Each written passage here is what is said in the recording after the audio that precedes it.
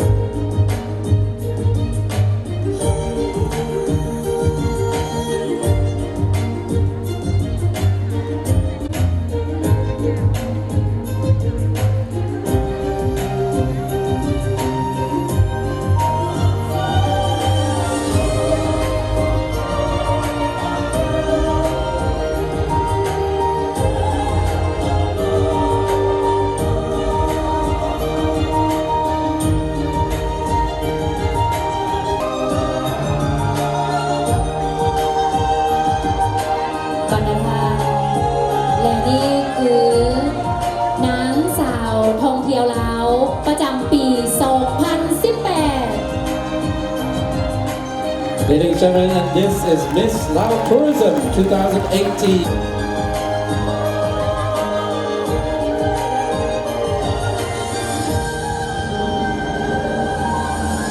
และนี่คือนางงามจักรวาลลาวประจำปี 2023 And the Miss Universe Laos 2023.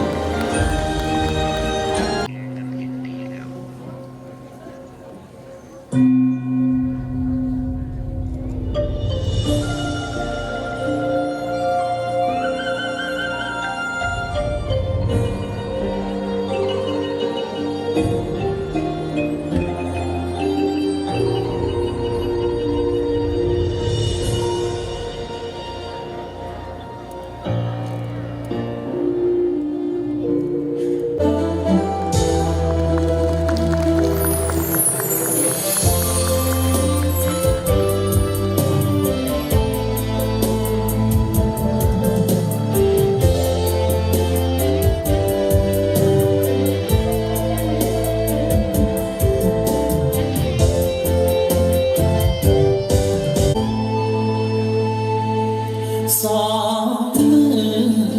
ของแม่คือสองมือนางเธอน้อยบอกบางแต่เป็นมือสามมือสามมือสามดูแลลูกน้อยด้วยสองมือแม่ถนอมมาบ่ได้จงว่าเมื่อมีปัญหาใดๆสองมือของแม่บุกหน้าเลื่อยไปยุ่งยากเพียงใดขอให้ลูกได้สมดังใจว่าเบิ่งแยงครอบครัวบ่เคินขาดให้มีพลังเพื่อสร้างความหวังให้ครอบครัวอุดมสมบูรณ์สองมือนางควบมือสร้างให้เป็นลายสองมือนางงายมือให้กลายเป็นดอกบูหานว่าไว้สีมือนางงามเหมือนไข่ปอจึงได้แสดงบ่งบอกถึงวัฒนธรรมสองมือนางได้สร้างโครงการขึ้นมาเพื่อปกปักรักษา สีมือปานนี้ของแม่หญิงลาให้อยู่ผู้ฟ้าสูงส่งเงินเดือนและดาวให้อยู่คู่กับเมืองลาวสองมือนางสร้างเมืองดังวัง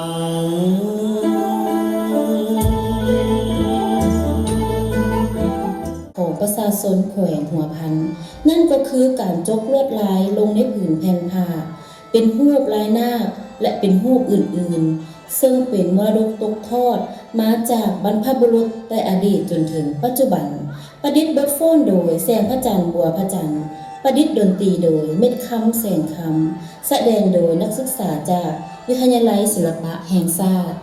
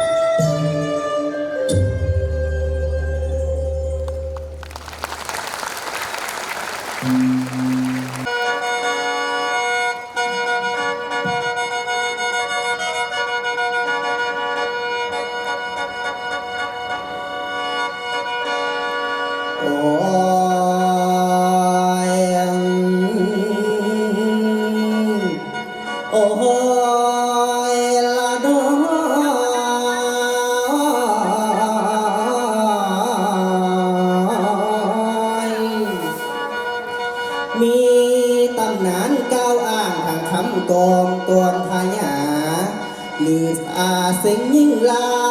วกิ่งการทอผ้าปลูกปอนอนทั้งฝ่ายผลิตเฮเพตำเก็บดอกลายตื่นเต้นสีโยมไฟทานทุ่งทิวทั้งมันกังกันหอดมวนหาเท้าถึงหอดสู่ห้วยเฮโตฟังขอตั้งแต่เนื้อหอดไอเวลา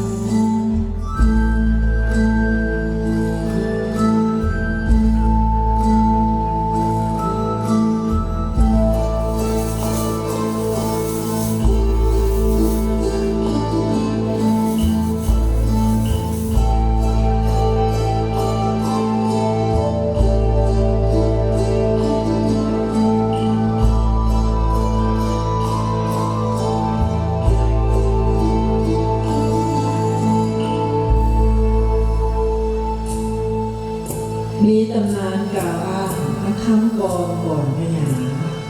ลือซาสิงยิงลาวกิ่งกาทอผ่าผูกคอมอนทั้งฝ่ายพวกไหนเขียนตังเก็บดอกไม้ตื่นเต้นสีย่อมแซวสะดึงมีหลายร้อยหน้าเอื้อมักมีคือจุกหน้ารวงในผู้สาผ้าสบายผืนสินสองมูเกี้ยวมีทั้งหลายเลือกเล่นโดดเดียวน้องเดียวหน้าใหญ่พื้นพื้นหอนคนร้ายห่วงกุ้มหน้าฟูห่าวหน้าขี้